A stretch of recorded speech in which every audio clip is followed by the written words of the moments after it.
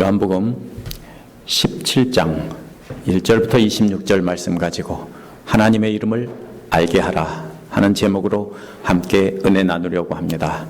지난주 말씀을 잠깐 돌아보겠습니다. 지난주 말씀은 예수님을 빼앗길 때 제자들은 잠깐 슬퍼하겠지만 부활하신 예수님을 다시 만나 영원한 기쁨을 누릴 것이라고 했습니다. 그때 예수님은 내 이름으로 하나님께 직접 간구할 수 있게 되어서 응답받은 기쁨이 넘치게 될 것이라고 했습니다. 그렇게 되려면 예수님이 하나님께로 왔다는 것과 또 그것을 완전히 믿고 완전히 사랑해야 된다고 하셨습니다. 예수님이 떠나시면 제자들은 환난을 당하고 흩어지겠지만 담대히 예수님께 붙어 있으면 하나님의 사랑을 받는 자녀의 축복을 누린다고 했습니다. 이제 예수님은 제자들을 가르치시는 것을 마치고 마무리하는 기도를 하십니다. 그 기도의 내용을 보면 자신의 죽으심으로 하나님을 영광되게 해달라는 것입니다. 또 제자들과 제자들의 제자들을 지켜달라고 기도하셨습니다. 제자들이 예수님의 가르침과 그 보여주신 사랑을 통하여 하나님의 이름을 알고 그 사랑 안에 거하게 해달라고 기도하셨습니다. 오늘 본문을 통해서 우리가 만나는 사람들에게 어떻게 하나님의 이름을 알게 해야 할지 알아보도록 하겠습니다. 첫 번째로 1절부터 5절에 보면 아들을 영광되게 하여 주십시오 하는 내용이 나옵니다. 이제 예수님은 마지막 가르침을 다 가르치신 후에 기도를 하십니다. 1절에서 이 말씀을 마치고 라는 말은 요한복음 14장에서 16절에 나오는 마지막 가르침 내용을 다 마치셨다는 뜻입니다. 가르침을 마치신 후에 예수님은 눈을 들어 하늘을 우러러보시고 말씀하셨다고 했습니다. 당시 유대인들은 하나님이 하늘에 계시다고 믿었기 때문에 기도할 때는 고개를 들고 하늘을 보고 기도했습니다. 오늘날처럼 눈 감고 기도하는 것이 아니고. 그래서 하늘을 바라보고 기도했습니다. 예수님의 기도는 아버지 때가 왔습니다 라는 말로 시작합니다. 예수님은 이 땅에 오셔서 모든 사역을 마치셨고 이제 십자가에 달리심으로 믿는 자들을 구원하실 때가 왔다는 것입니다. 왜? 다 가르쳤기 때문에. 예수님은 먼저 아버지의 아들을 영광되게 하소서라고 하셨습니다. 아들이 영광을 받는다는 말은 예수님이 먼저 찬양을 받게 해달라는 것입니다. 그 결과 아버지도 찬양을 받게 해달라는 것입니다. 예수님을 보내신 아버지 하나님께서 찬송을 받게 해달라는 기도입니다. 어떻게 예수님이 십자가에 달려 죽으신 것이 먼저 예수님이 찬양받으실 일이고 또 하나님 아버지께서 찬양받으실 일인가 하는 것이 궁금하죠. 그 답이 2절에 나옵니다. 2절은 아버지께서는 이들에게 모든 사람을 다스리는 권세를 주셨습니다라고 했습니다. 원어는 모든 육체에 대한 권세를 주셨다라는 뜻입니다. 모든 육체를 창조하시고 그 생명을 주관하는 것은 오직 하나님의 권세입니다. 그런데 그 하나님의 권세를 예수님에게 주셨다는 것입니다. 그래서 예수님은 모든 육체의 생명이 죽고 사는 것을 결정하는 권한을 받으셨다라는 뜻입니다. 그 권세는 아버지께서 그에게 주신 모든 사람에게 영생을 주게 하려는 것입니다 라고 했습니다. 거기에 나와 있습니다. 그것이 바로 그 권세입니다. 따라서 예수님이 십자가에 달려 죽으시려는 것은 모든 육체에 영생을 주시려는 것입니다. 하지만 이 모든 육체라는 말은 모든 인류가 아닙니다. 여기 보면은 모든 사람이 아닙니다. 아버지께서 그에게 주신 사람에게만 영생을 주시려는 것입니다. 그래서 그들이 먼저 자신들을 구원해 주신 하나님을 찬양하고 그 다음에 예수님을 보내신 그 아버지를 찬양하는 것입니다. 그것이 바로 예수님과 하나님이 영광을 받는 것입니다. 그 영생이 무엇인지 3절에 설명합니다. 영생은 오직 한 분이신 참 하나님을 알고라고 했습니다. 영생의 첫째 조건이 뭡니까? 하나님이 오직 한 분인데 그분만이 참된 하나님이라는 것을 아는 것이 영생이라는 것입니다. 또 그 다음에는 아버지께서 보내신 예수 그리스도를 아는 것입니다. 하나님만이 유일하신 하나님이고 그 하나님께서 예수님을 보내셨다는 것을 아는 것이 바로 영생의 길이라는 것입니다. 영생의 둘째 조건은 예수 그리스도를 아는 것인데 하나님께서 보내신 예수 그리스도를 아는 것입니다. 따라서 예수님이 훌륭한 스승이고 사회에서 소외된 사람을 돕던 훌륭한 4대 성인 중에 하나라고만 인정한다면 그런 사람은 영생을 받을 수 없습니다. 예수님은 하나님께서 예수님을 보내신 하나님의 아들이라는 것을 믿는 사람만이 영생을 얻을 수 있는 것입니다. 예수님은 하나님께서 보내신 분이고 한 분이신 하나님과 동등하신 분이라고 오늘 말씀에서 계속 말합니다. 함께 찬송받으실 분이라고 계속 말을 하고 있습니다. 그것을 믿는 것이 바로 영생의 길입니다. 하나님으로부터 보내심을 받은 예수님은 영생을 주기 위해서 무엇을 하셨느냐 하는 것이 4절에 나옵니다. 나는 아버지께서 내게 하라고 맡기신 일을 완성하여 땅에서 아버지께 영광을 돌렸습니다 라고 했습니다. 하나님께서 예수님께 사람을 주시고 일도 주셨습니다. 다 주셨습니다. 사람도 주시고 일도 주시고 또 권세도 주셨습니다. 그 하실 일은 하나님의 사랑을 그 사람들에게 나타내는 것입니다. 그래서 예수님은 배반할 제자들까지도 끝까지 사랑하시는 사랑을 보여주셨습니다. 그런데 그 사랑은 예수님이 만들어낸 사랑이 아니라 구약 성경에 나오는 한결같은 사랑입니다. 끝까지 참으시면서 계속해서 용서하시는 그 사랑입니다. 이제 그들을 위해서 십자가에서 죽으셔서 그 사랑을 완성할 것입니다. 5절은 원어에서 그러니 이제는이란 말로 시작을 합니다. 이는 1절에서 때가 왔다는 말과 같이 연결되는 말입니다. 이제는 예수님 자신을 영광되게 해달라는 것입니다. 그 영광은 창세 전에 내가 아버지와 함께 누리던 그 영광이라고 했습니다. 이것은 1장 1절 2절에 나옵니다. 태초부터 계신 말씀인데 그 말씀이 하나님과 함께 계셨는데 그 말씀이 육신이 돼서 우리 가운데 계셨다. 이 말이 나옵니다. 예수님이 이 땅에 오시기 전에 이미 하나님과 함께 천지를 창조하셨다라는 것입니다. 그래서 그때 받으시던 그 모든 찬양을 그 영광의 자리에 이제 다시 오르게 해달라는 것입니다. 예수님은 이 땅에 보내셨는데 낮고 천한 자리에 오셔서 우리와 같이 되셔서 고난받으시고 사랑하시면서 사셨는데 이제 십자가에 달리기까지 낮아지신 다음에 부활하셔서 다시 하나님 우편에 오르게 하셔서 다시 그 찬양받는 자리에 올라가게 해달라는 뜻입니다. 예수님은 이제 제자들을 가르치는 일을 다 마치고 십자가를 통해 사람들에게 영생을 주려는 것입니다. 사람들에게 영생을 주시는 권세는 하나님만의 권세인데 하나님께서 예수님께 맡겼다라고 그랬죠. 또 하나님은 생명을 살리는 권세만 주신 것이 아니라 또 사람들도 주셨다고 했습니다. 그 사람들이 누구냐면 바로 제자들입니다. 따라서 모든 사람을 살리는 것이 아니라 하나님께서 예수님께 맡겨주신 그 사람들을 살리는 것입니다. 그 사람들이 누구냐면 예수님 당시의 제자들이고 오늘날은 모든 믿는 사람들입니다. 두 번째로 6절에서 24절에 보면 이제 그 제자들을 위한 기도가 나옵니다. 이제 예수님은 자신의 죽음으로 제자들을 영생으로 인도하시려고 제자들을 위해서 기도하십니다. 6절은 원어에서 나는 아버지의 이름을 드러냈습니다 라는 말로 시작을 합니다. 영광이란 하나님의 이름을 찬양하는 것이기 때문에 아버지의 이름을 드러냈다라고 한 것입니다. 이름을 부르며 찬양하는 건데 사람들에게 그 이름을 알려줘야 될 거 아닙니까? 그런데 예수님은 그 아버지의 이름을 사람들에게 드러내 보여서 알려줬다는 것입니다. 예수님은 하나님의 말씀을 가르치시고 그 사랑을 보여주신 것입니다. 눈으로 볼 수 없는 하나님을 눈으로 볼 수 있게 해주신 것입니다. 누구에게 아버지의 이름을 드러냈냐면 세상에서 택하셔서 내게 주신 사람들입니다.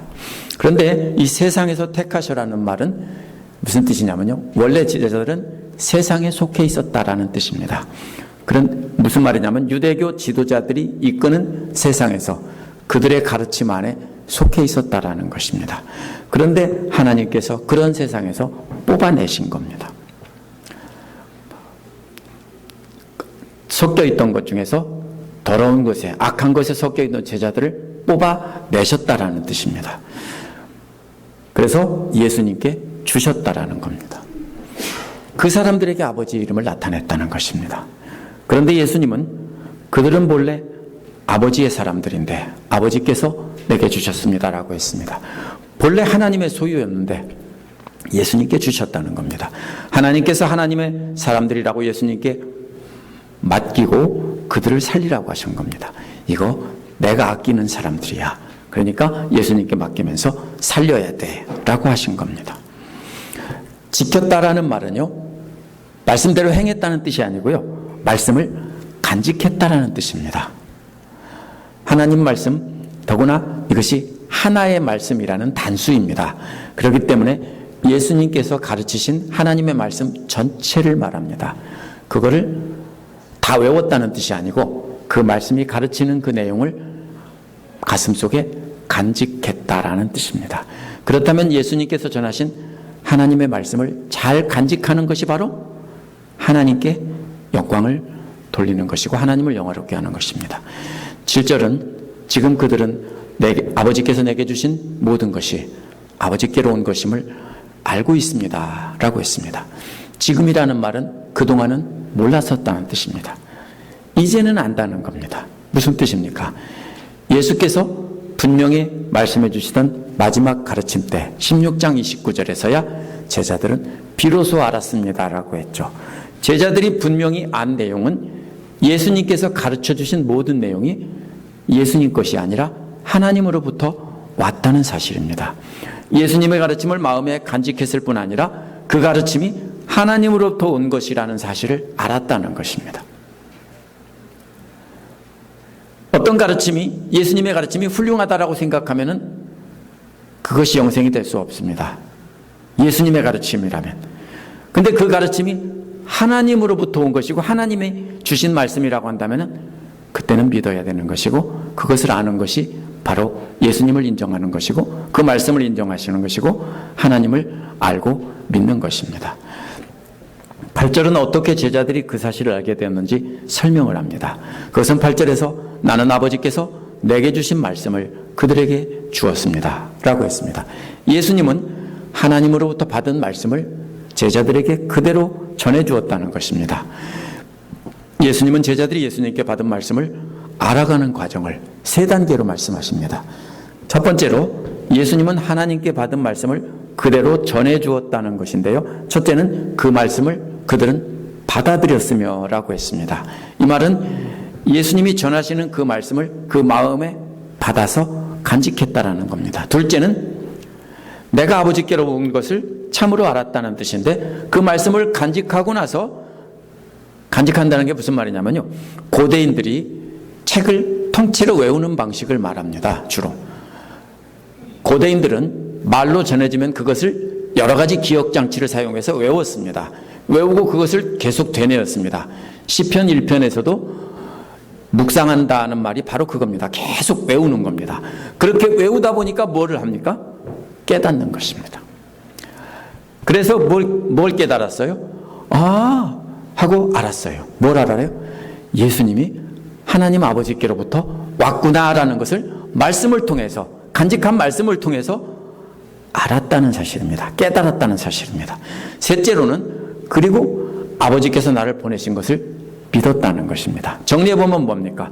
먼저 말씀을 간직하는 것입니다. 아무도 말씀을 간직하지 않고 믿는 사람은 없습니다. 말씀을 간직하고 그것을 계속 되뇌이며 생각하다가 그 진리를 깨달으면 그 다음에는 믿게 되는 것입니다. 9절에서 예수님은 이제 제자들을 위해서 간구하십니다. 나는 그들을 위해서 빕니다. 나는 세상을 위해서 비는 것이 아니고 아버지께서 내게 주신 사람들을 위해 빕니다라고 하셨습니다. 세상은 앞에서 유대교 지도자들이고 그들의 지배를 받고 그들을 따르는 사람들이라고 했습니다. 그래서 하나님을 믿는다고 하면서 저들은 예수님을 대적하던 사람들입니다. 예수님을 믿지 않는 사람들에게 예수님은 힘을 낭비하지 않았습니다. 짧은 공생의 기간 동안 3년 반 동안 예수님이 하신 일은 자신에게 몰려오는 수많은 사람들을 다 초점을 맞춘 것이 아니라 오직 하나님께서 예수님에게 주시고 예수님께 나와서 말씀을 깨닫고 간직하는 그 사람들에게 전력을 다해서 집중하셨습니다. 이제 그들을 위해 하나님께 간구하십니다. 그렇게 하신 이유는 그들은 모두 아버지의 사람들입니다 라는 말에 나와 있습니다. 오늘날도 온 세상 모든 사람들에게 박애정신으로 큰 사랑을 베푸는 것이 하나님을 믿는 자들이 해야 될 일이라고 하는 사람을 볼 수 있습니다. 그럼 쉽게 말하면 뭐냐면 죽도 밥도 안 됩니다.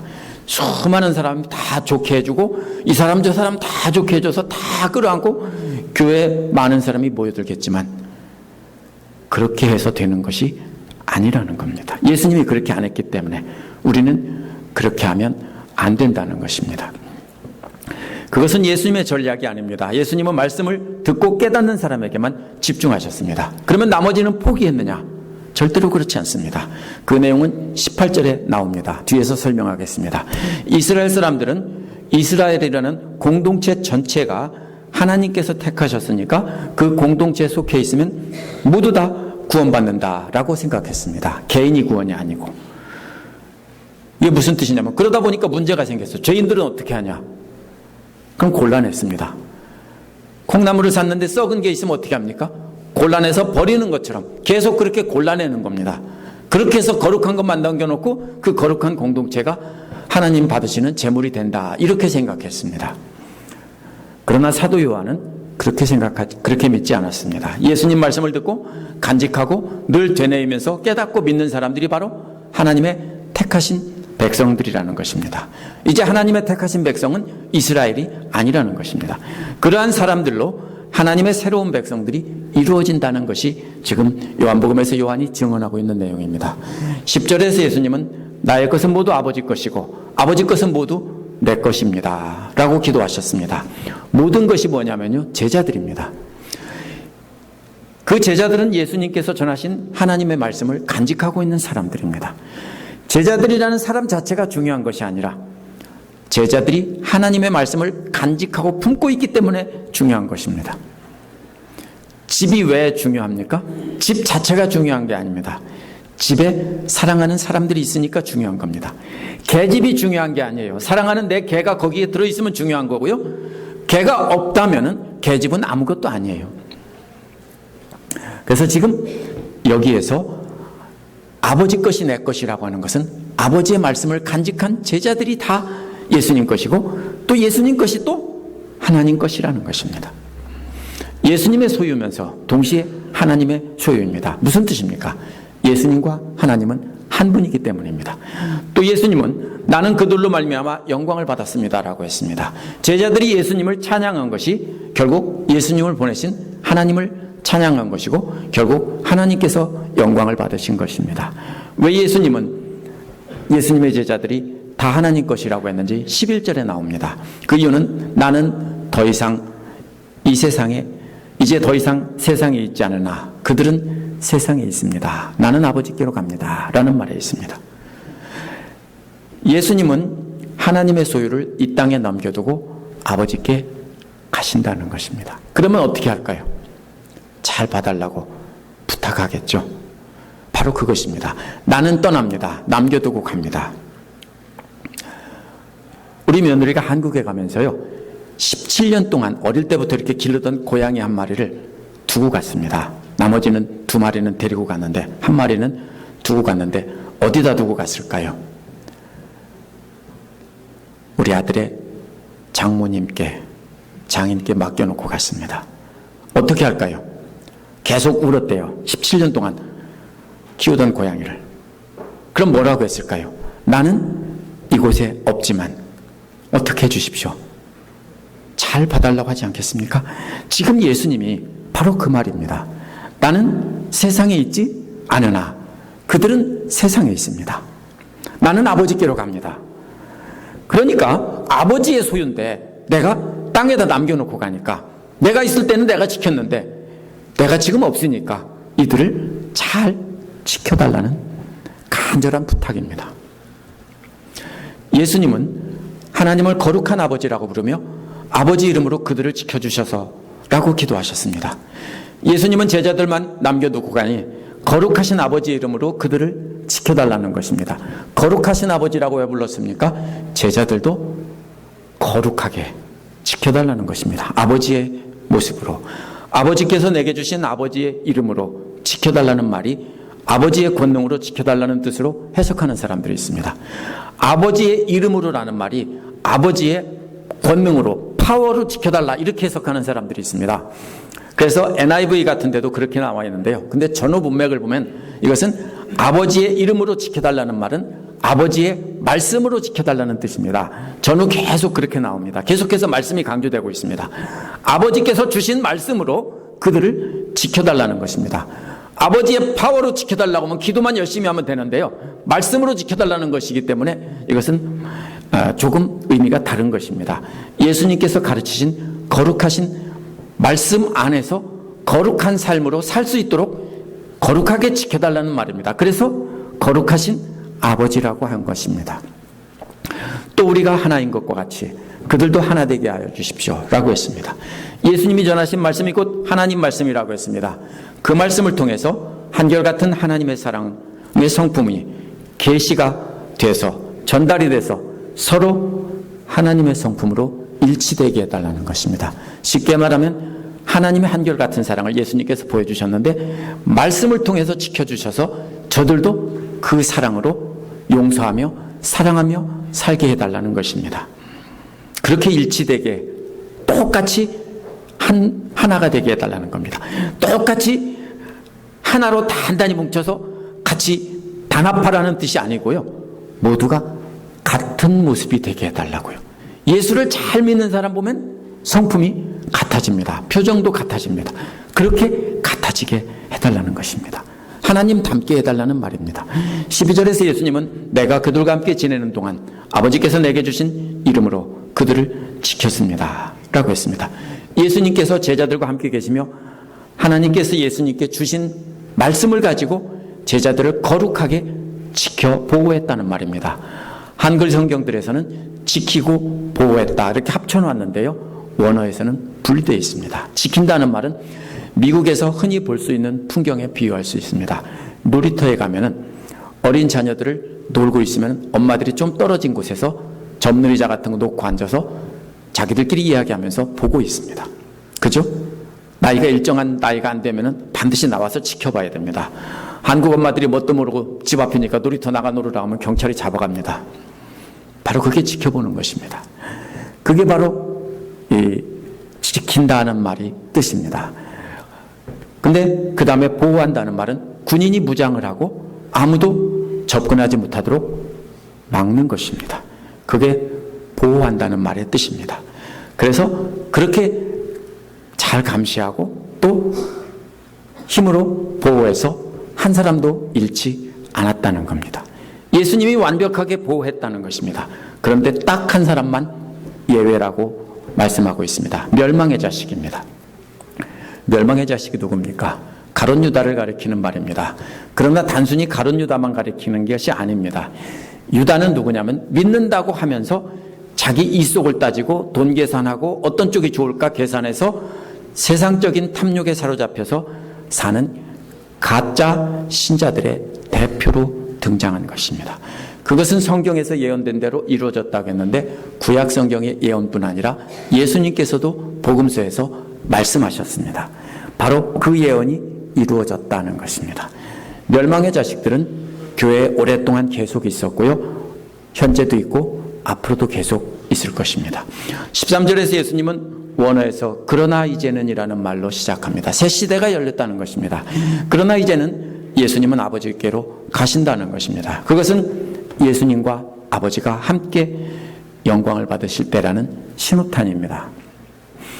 내가 세상에서 이것을 아뢰는 것은 내 기쁨이 그들 속에 차고 넘치게 하려는 것이라고 했습니다. 이제 새 시대가 열렸다는 것입니다.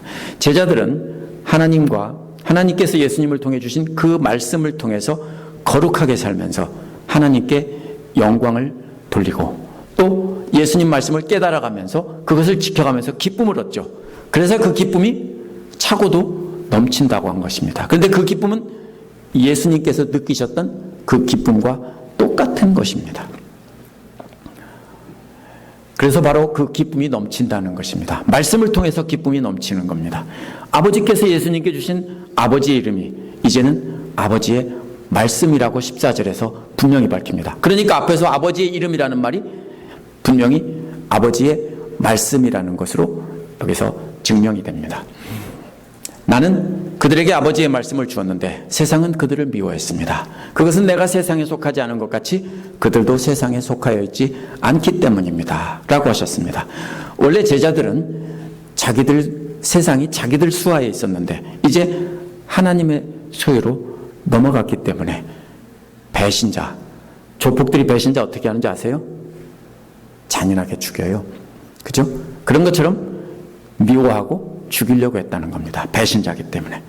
15절에서 예수님은 제자들이 지켜달라는 말이 무슨 뜻인지 분명히 밝히고 있습니다. 15절에서 내가 아버지께 비는 것은 그들을 세상에서 데려가시는 것이 아니라 악한 자에게서 그들을 지켜주시는 것입니다. 라고 하셨습니다. 예수님의 기도의 뜻은 세상에서 건져내가지고 거룩한 수도원 같은 거룩한 장소에다가 기도원 같은 곳에 따라두고 거기서 감사, 찬송 이것만 하게 하라는 것이 아니란 뜻입니다.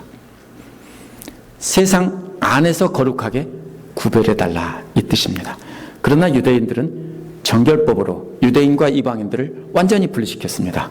음식도 같이 안 먹죠. 오늘날도 같이 안 먹습니다. 그래서 쿰난 공동체도 사막의 쿰난 동굴에 살면서 세속적인 제사장들이 이끄는 저 이스라엘은 더러우니까 자기들은 따로 동굴에 가 살면서 철저하게 말씀대로 살고 기록하고 이렇게 했습니다. 거룩한 것 같죠? 늘 말씀 보고 말씀 기록하고 말씀 연구하고 찬송하고 이렇게 살았어요. 완전히 분리시켰어요. 유럽의 교회들도요. 수도원 같은 데 있고 또 그리스의 마테오라라는 곳에 가면은 높은 절벽 위에 수도원을 쳐놓고 밧줄로 매달아서 바구니로 끌어올리고 이러는 것이 영화에서 보셨죠? 그런 곳이 지금도 있습니다. 그게 바로 뭐냐면은 더러우니까. 뭡니까?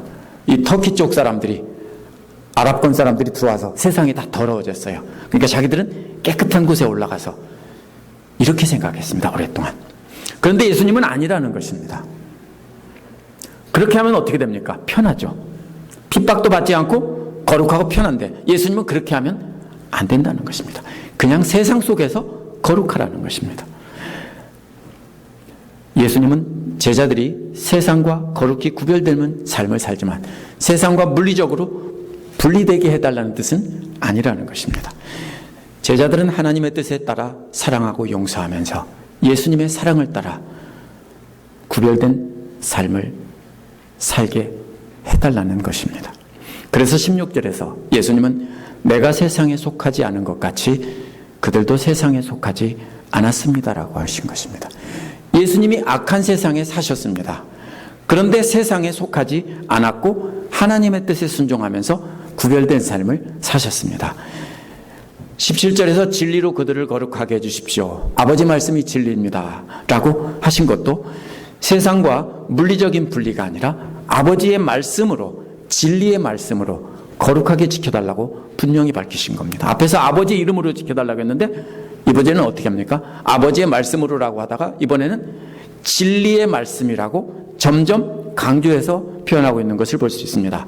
따라서 이 아버지의 이름으로는 아버지의 말씀으로 지켜주시고 또 아버지의 진리의 말씀으로 거룩하게 지켜달라는 것입니다. 그래서 예수님과 같이 그런 기쁨을 느끼고 말씀에 순종하면서 예수님과 같이 거룩한 삶을 살게 해달라는 것입니다. 우리는 세상의 소금이지 세상 밖의 소금이나 단지 안에 있는 소금이 아닙니다. 그렇게 거룩하게 하신 목적은 18절에 나옵니다. 18절에서 예수님은 아버지께서 나를 세상에 보내신 것 같이 나도 그들을 세상으로 보냈습니다. 라고 하셨습니다. 9절에서 세상을 위해 간구하지 않고 제자들에게만 집중하고 간구하신 이유가 여기에 나옵니다. 이제 예수님도 제자들을 하나님의 말씀으로 거룩하게 구별해서 세상으로 보내셨습니다. 그겁니다. 골라내신 게 아니라 처음에 골라내셨다고 했죠? 세상에서. 근데 말씀으로 거룩하게 무장시켜서 구별한 다음에 세상으로 다시 보냈다고요. 마치 뭐 같습니까? 특수첩보원 훈련을 딱 시켜가지고 다시 그 자리에다가 도로 집어넣는 것과도 같은 모습입니다. 19절에서 예수님은 그리고 내가 그들을 위하여 나를 거룩하게 하는 것은 그들도 진리로 거룩하게 하려는 것입니다. 라고 하셨습니다. 구약 성경에서 거룩하게 구별한다는 것은 하나님께 드리는 제물입니다. 예수님께서 자신을 거룩하게 구별했다는 것은 십자가에 달려서 죽는다는 뜻입니다. 예수님 자신이 믿는 자들을 구원하기 위해서 대속제물로 자신을 거룩하게 구별하셨다라는 뜻입니다. 그렇게 한 목적은 제자들도 진리 안에서 거룩하게 구별하는 것이다 라는 뜻입니다. 그렇다면 제자들도 진리의 말씀을 따라 살면서 십자가의 주님을 따라 가게 해달라는 뜻입니다. 생각해 보셨어요? 좀 편하게 생각하셨죠? 무슨 소리예요? 예수님이 제물 되게 해달라고 거룩한 제물로 하나님께 드린다고 하면서 십자가 달리시기 전에 저들도 그렇게 되게 해달라고 하는 얘기는 예수님 따라 죽게 해달라는 소리예요. 쉽게 말하면. 초대교회 예수님 제자들은 다 죽었어요. 그래서 많은 사람들이 복음을 전하다가 순교한 사람들도 있어요. 그러나 예수님의 기도는 사실 보면은 우리의 자신의 악한 성품을 죽이고 예수님 닮은 거룩한 성품으로 하나님 앞에서 거룩한 제물이 되게 해달라는 것입니다. 산 사람도 있고 죽은 사람도 있습니다. 베드로같이 죽은 사람도 있지만 사랑받는 제자, 이 사람은 어떻게 되겠습니까? 라고 했을 때 내가 다시 올 때까지 놔둔다 해도 무슨 상관이 있느냐라고 하셨어요. 이 사도 요한복음을 기록한 사도 요한은 오래 살았어요. 그래서 계시록까지 기록했어요. 다 죽으라는 것이 아니에요. 진짜로 죽는 것이 아니라 내 자신을 죽이고 말씀에 따라 살면서 죽음까지도 감수하면서 그렇게 절대적으로 순종하는 거예요. 그것이 거룩하게 사는 것입니다. 그러면 예수님처럼 기뻐하고 예수님처럼 세상과 구별된 삶을 살아서 예수님처럼 세상에 파송이 돼서 예수님처럼 하나님께 드려지는 거룩한 제물이 되게 하려는 것입니다. 지금 길게 기도하는 기도가 논리적인 순서를 가지고 됐다는 걸 아십니까? 어떻게 거룩하게 해요? 이름으로 지켜달라고 했죠? 말씀으로 지켜달라고 했죠? 거룩한 하나님의 말씀으로 지켜달라고 해서 그래서 뭐가 되게 해달라고요? 예수님이 제물이 될 테니까 저들도 거룩한 제물이 되게 해달라는 것입니다. 20절에서 예수님께서 기도하시는 사람들의 범위가 확장이 됩니다. 나는 이 사람들을 위해서만 비는 것이 아니라 이 사람들을 믿고 말을 듣고 나를 믿는 사람들을 위해서도 빕니다. 이게 무슨 말입니까? 제자의 제자들까지 위해서 기도한다는 뜻입니다. 예수님께 직접 배운 제자들만이 아니라 예수님을 앞으로 제자들의 말을 듣고 예수님을 믿고 예수님을 따라가게 될 제자들의 제자들을 위해서도 기도하신다는 뜻입니다. 즉 우리를 위해서 기도하신다는 뜻입니다. 21절에 예수님은 아버지께서 내 안에 계시고 내가 아버지 안에 있는 것 같이 그들도 하나 되어서 우리 안에 있게 하여 주십시오. 제자들과 제자들의 제자들까지 우리 모두가 다 예수님과 아버지 안에 있게 해달라는 것입니다.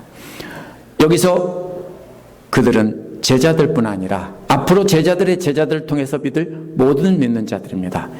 예수님과 하나님이 하나인 것처럼 제자들과 제자들의 제자들, 제자들의 제자들의 제자들까지 다 예수님과 하나님 안에서 하나 되게 해달라는 것입니다. 이게 무슨 소리입니까? 앞에서 비유로 말했죠. 포도나무입니다. 포도나무에 붙어있는 것처럼 그렇게 완전히 하나가 되게 해달라는 것입니다. 믿는 자들도 예수님과 하나님 안에서 하나 되는 것을 통해 믿는 자들은 세상에 빛으로 드러납니다. 예수님은 이어서 그래서 아버지께서 나를 보내셨다는 것을 세상이 믿게 하여 주십시오 라고 기도하셨습니다. 제자들이 서로 섬기며 사랑하며 원수까지도 사랑하는 모습을 보니까 예수님과 똑같아요. 자기들이 핍박하여 십자가에 달아 죽인 예수님과 똑같아요. 그걸 보고 정말로 하나님께서 예수님을 보내셨구나라는 것을 예수님의 대적들도 믿게 해달라는 것입니다. 22절에서 예수님은 나는 아버지께서 주신 내게 주신 영광을 그들에게 주었습니다. 그것은 우리가 하나인 것과 같이 그들도 하나 되게 하려는 것입니다 라고 기도하셨습니다. 영광이란 제가 계속 말하지만 이름을 부르며 찬송하는 것입니다. 영광이란 쉽게 말하면 이런 겁니다. 집사님 참 예쁘고요, 몸매도 좋고 머리카락도 좋고 머리도 좋고 얼굴도 예쁘고 거기다가 또 이렇게 막 계속 볼 때마다 칭찬을 하면 그게 바로 뭐예요? 그게 영광이라는 말의 뜻이에요. 우리가 어떻게 하는 거예요? 말씀에 감사하고 기쁨이 있으면 계속 하나님께 감사합니다. 하나님 감사합니다. 계속 하나님께 칭찬을 돌리면 그것이 바로 영광을 돌리는 겁니다. 예수님은 아버지께 받은 말씀을 제자들에게 들려주시고 보여주셔서 하나님의 거룩함을 드러내셨습니다. 그래서 제자들도 하나님을 찬양하게 하신 것입니다. 하나님의 거룩하심으로 모든 믿는 자들이 하나 되게 하려는 것입니다. 23절에서 예수님은 내가 그들 안에 있고 아버지께서 내 안에 계신 것은 그들이 완전히 하나 되게 하려는 것입니다 라고 하셨습니다. 보이지 않는 하나님이 예수님을 통해 보였습니다.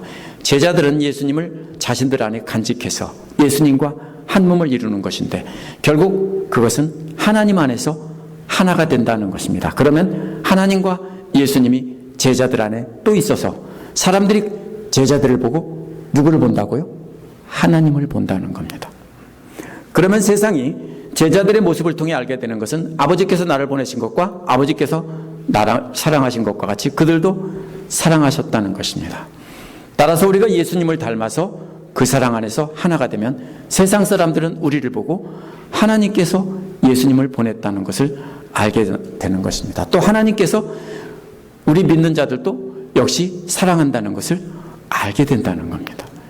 24절에서 예수님은 아버지께서 내게 주신 사람들도 내가 있는 곳에 나와 함께 있게 하여 주시고 라고 기도하셨습니다. 이 말을 단순하게 생각하면 천국 가게 해달라는 말로 쉽게 이해하고 좋아할 수 있습니다. 아버지, 내가 있는 곳에 저들도 있게 해 주십시오. 근데요, 잘 생각해 보면 이 말씀은 이런 뜻입니다. 예수님이 계신 곳에 제자들도 항상 있게 해달라는 말입니다. 어디에 계셨어요? 십자가에 달려 계셨어요. 그럼 제자들도 거기에 있게 해달라는 거예요. 영광을 받으시고 하나님 앞에 서셨어요. 그러면 거기에도 있게 해달라는 말입니다. 예수님처럼 고난의 길에도 제자들이 함께 있어야 되고 예수님의 영광의 그 자리에도 함께 있게 해달라는 겁니다. 그래서 영광의 자리에 있게 해달라고 하지 않고 내가 있는 곳에 저들도 있게 해주십시오라고 한 겁니다. 그러면 우리는 예수님을 믿는다는 것은 고난받고 어려움을 당할 수도 있는데 그 자리에 그대로 붙어 있는 것입니다. 그곳이 바로 제자들이 있어야 할 자리고 우리가 있어야 할 자리입니다. 19절에서 제자들도 예수님처럼 거룩한 제물이 되게 해달라는 말과 연결해서 읽으면 거룩한 제물이 되게 해달라고 했는데 내가 있는 곳에 저들도 있게 해주십시오. 그러면 예수님이 거룩한 제물로 있었으면 제자들도 거룩한 제물로 있어야 될 거 아니에요. 그래야 또 장차 부활해서 영광의 자리에 있을 거 아니에요. 그래서 내가 있는 곳에 저들도 있게 해주십시오라고 한 겁니다. 이어지는 기도는 그 결과입니다. 예수님의 고난의 자리에 함께 있어서 그 결과 창세전부터 아버지께서 나를 사랑하여 주셔서 내게 주신 영광을 그들도 보게 하여 주시기를 빕니다 라고 한 겁니다. 보게 한다는 말은요, 영어로 theater라는 말이 이 말에서 나왔어요. 이게 뭐예요? 구경한다는 말이에요. 놀라운 광경을 구경하는데 뭘 구경합니까? 제자들이 어디든지 예수님을 따라가며 예수님과 함께 있게 해주시면 그 결과 예수님이 입으신 그 영광을 구경하게 된다는 겁니다. 어디에서요? 이제는 천국에 갔습니다. 아까는 천국이 아니고 고난의 자리라면 이제는 뭐예요? 그래서 이제 구경하는 거예요.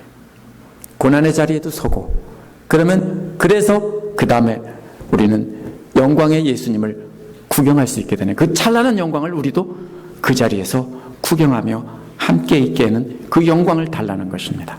이것이 예수님의 기도입니다.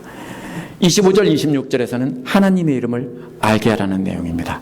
앞에서는 거룩하신 하나님이라고 했는데 25절에서는 의로우신 하나님이라고 부릅니다. 이게 무슨 말이냐면요, 의롭다는 말은 재판관이라는 얘기예요. 공평한 재판관이라는 뜻이에요. 이 말은 이제 하나님은 법정에서 재판관으로 앉아 계시다는 것입니다.